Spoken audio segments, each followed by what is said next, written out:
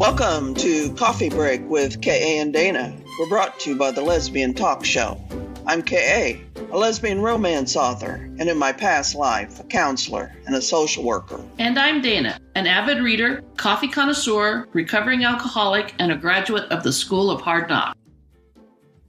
Grab a cup of coffee, pull up a chair, and join us for a meaningful conversation from a lesbian perspective.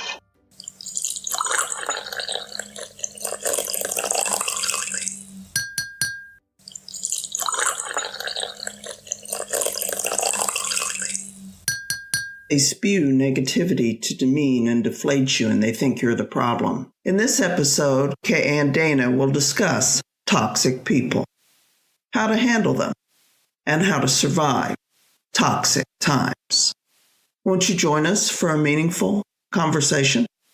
So we are talking about toxic people today. You know, the name toxic people just... For me, I would know exactly what it was without a definition, but I suppose we should define it. The word toxic comes from the Latin word toxicon, which means arrow poison. So in a literal sense, it means to kill or poison in a targeted way. Yeah, people that kill, maybe not literally, but more figuratively, other people with the dart of their poisonous words. Exactly. And it can come in many different forms. But I've worked with a few, and I've had a few in my family, so I know a little bit about it. I've run across toxic folks now and then, but I've luckily not had to deal with a lot of them. From what I was reading, it's becoming more and more problematic in the workplace. Did you experience it when you were going to work every day? I had toxic supervisors who just made the job miserable because you knew even if you implemented one of their decisions and it didn't work, it was going to be your fault. Well, that's kind of part of the definition for toxic people. It's always your fault, never theirs. It's kind of a rule. Right. You just know what to expect. I worked for the state in child protection in my first career, and I was fortunate to not work for, very many toxic folks through all those years. But the environment itself was a little bit toxic. And I suppose maybe that's a top-down thing, with the paranoia and the anxiety and all that goes with expecting something to be around the corner.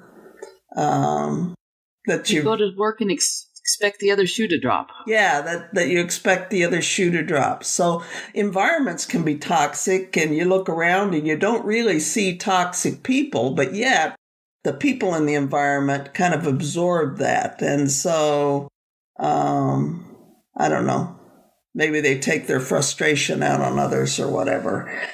So you said you've run across many over the years. Are you just talking about work? No, I've had toxic people in my family, and, it's hard, especially from my childhood, because, I was taught I didn't see what I saw, I didn't hear what I hear, and I didn't know I didn't feel what I felt. So I've always been one to second guess myself. So when I have somebody toxic like that in my life who's telling me it's all my fault, I get into a horrible mind game with it. Is it my fault? Did I do it wrong? And it's taken me a long time to be able to realize that, no, I'm not the one always to blame. Well, that's part of being in a relationship with toxic people. We have them, they're everywhere. And the number of them are on the rise, but that's part of it. you didn't see what you thought you saw. You didn't hear it the way you thought you heard it. They're folks that just discount your opinion and your feelings and what you see and what you hear, and they discount it and twist it. In a sense, to me, it's almost like a form of brainwashing. Yeah, I would agree with that. It's kind of like the pedophile that grooms their victims.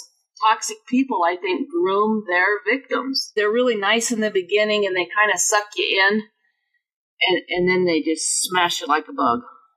Yeah, the toxic folks are tricky because if you manage to get into an intimate relationship with one, initially they were confident and charming, and oh my gosh, you felt so lucky to be with them. And then as you get to know them, they fall into this other pattern of being self-absorbed and discounting your feelings, and those are the minor. Yeah.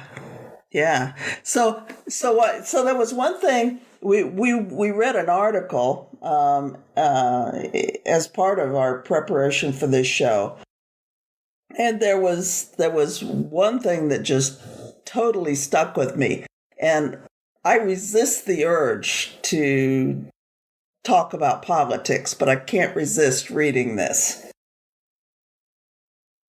By a 4-1 margin, Americans found the 2016 presidential election especially toxic. Donald Trump was viewed as uncivil by 72% of Americans, according to McKinsey Quarterly. And so when I thought about this topic, this is such a shame, and I just don't even like saying it, but it's such a shame when you think about toxic and the first thing that comes to your mind is your president. I totally agree with that.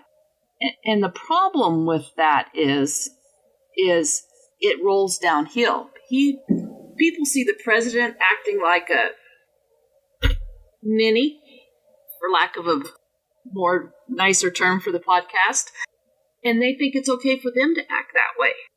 And that's where we get into more problems.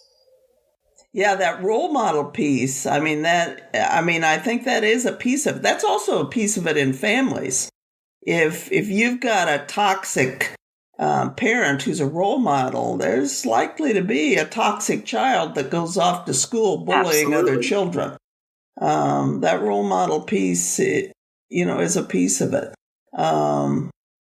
But, just the rudeness and the bullying and the mockery and the manipulation and, it's sad that people have to treat other people like that. And for some, they actually have a personality disorder or personality traits like paranoia or aggression or narcissism, which or our borderline. president has all of those. Well, now, I don't know what his diagnosis truly is, but there's been much speculation.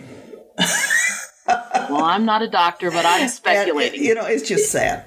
So, toxic folks, you've run across them. We've talked about them in the workplace and family and probably other places that you've had to deal with people. So what do you do?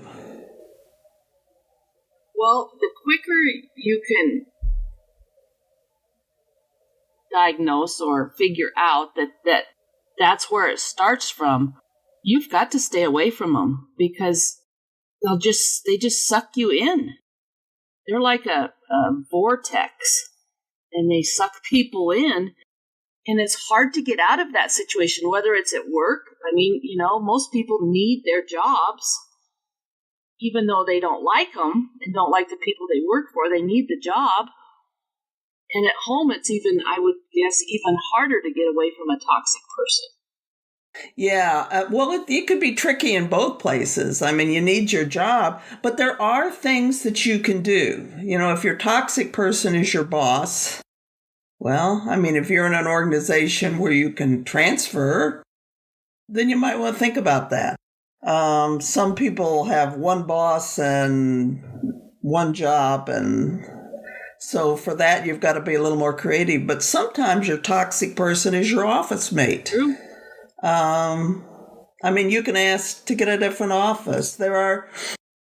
You might have to be creative, but that's one thing to limit your exposure. Now, if you're married to them, or even just in a relationship, or in a relationship with them, have children with them, whatever, it becomes much more complicated. And you probably need some professional help to help you navigate that. But staying away from them. Sometimes, though, you're with a toxic person before you know they're toxic. That's part of it. Whether it's in a relationship or whether it's deciding to share an office space. You don't know it immediately. But when it hits you, they say something or do something, it just hits you like a punch to the gut. And then they get better and better at that. So once you do recognize what you're dealing with, you try to keep yourself away from them. Another thing you can do is try your best to not react. They're going to bait you. They are oh so going to bait you and discount you and bully you. But do your best not to react because they feed on that. Yeah. There's a saying in AA, and it's pause when agitated. And, that's the biggest thing is just stop and just give it a minute before you respond. Because I respond off the cuff, and it's never good when I do that when I'm agitated. I always have to make an amends. That's just generally good advice, what you just gave. Pause, take a breath before you open your mouth and put your foot in it. But with a toxic person, just their very nature, they are going to discount what you say. There is nothing that you are going to say that they are going to hear. They're going to explain it away. And so it just tends to leave you with stress and frustration and hurt feelings and whatever goes along with that. So the best you can, you should try not to react at all. Come up with some phrase that you can say just to dismiss it. It could be as simple as, look, I'm not going to talk about this. Period. What else can you do if you're stuck with one in your world? Well, just being able to know that that's the toxic person is I believe the first step. Once you've identified where it comes from, or in my case at work, it started at the top and then it just steamrolled its way down. I think you need to put a system in place to defend yourself. I documented everything in my job. Anytime I gave an idea and somebody took credit for it or my ideas were dismissed, every time I was talked to poorly, I documented everything. See, that's another piece of good general advice you just gave. Yeah, I'm good at that.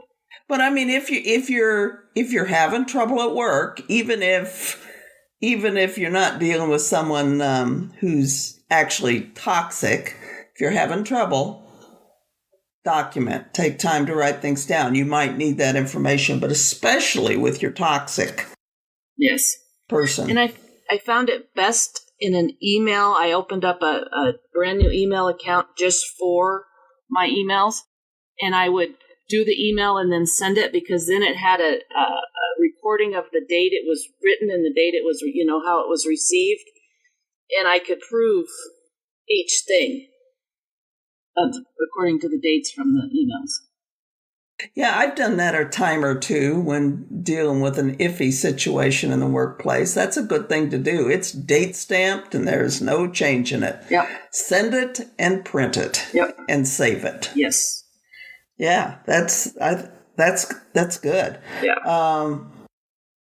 Sometimes you see drama coming your way. You're not always married to them. I mean, sometimes you get so you see toxic coming down the street. And probably just some basic common sense advice is to get the heck out of there. Absolutely. Do not seek out drama queens. No. Or drama in general. Don't seek it out. It's not good for you. And I found a lot of times, too, if I just listen to my gut when I meet somebody new, you can tell if they're negative, and just by the way they talk and stuff. Sometimes you can sense it before you really have actual proof that they're toxic. Yeah, and get out of there. Just don't. Just don't. And there are good reasons besides they can make you miserable. I mean, the toxic behavior, if you're dealing with that, it can cause insomnia and depression and overeating, even cardiac disease. It can lower your immunity. There are all kinds of negative things that happen when you're around negative people in negative environments. Toxic anything is to be avoided at all costs. Absolutely, because like you said, it's just another. The people that aren't the toxic people take it on, and it ruins their health, and it ruins their happiness. It's hard to go to work every day when you dread it. And you spend 8 hours there or more. And if you've got a toxic person at home, you dread going home. I mean, you've got to address the situations. You just can't let them go on and on. Because you're the one that ends up paying for that. It affects your well-being. Yeah. They go on just being toxic. And in that situation, I always recommend, find a counselor, find a psychologist, find somebody that has some initials after their name to help you work through this. Talking it over with your best friend, she's just going to agree with you that he or she is an ass, and you get no perspective. But if you can go to somebody, to a counselor or anybody that's got those initials after their name, they can at least help you get a little perspective and maybe even an escape plan. And initials, I'll just toss it in from a mental health perspective. Initials, they're very nice. They mean that you hopped through some hoops and you collected some degrees. But they may not always mean that the person is competent to help you. So just like you said before about trusting your gut, trust your gut in that situation too. If you seek professional help, seek it and get something positive from it. And that's where you might get some recommendations from your friends too. That if you have friends that are seeing a counselor, ask them how they like who they see. That might be a good place to start with your friends to find counseling help. Yeah. And while we're on friends are a good thing if you're in a relationship with a toxic person. Because toxic people will often try to isolate you. So bringing people into your world is a good thing. It helps you gain perspective and can be a support system. Absolutely. And on that note, I think we'll call it a day, and I look forward to another great conversation next week. Sounds good.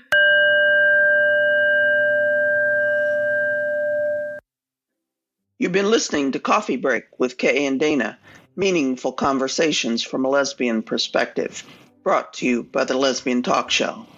Be sure to like us on Facebook, Follow us on Twitter and visit our website, www.coffeebreakwithkaandana.com. Until next week, work hard, be kind to one another, and watch amazing things happen in your corner of the world.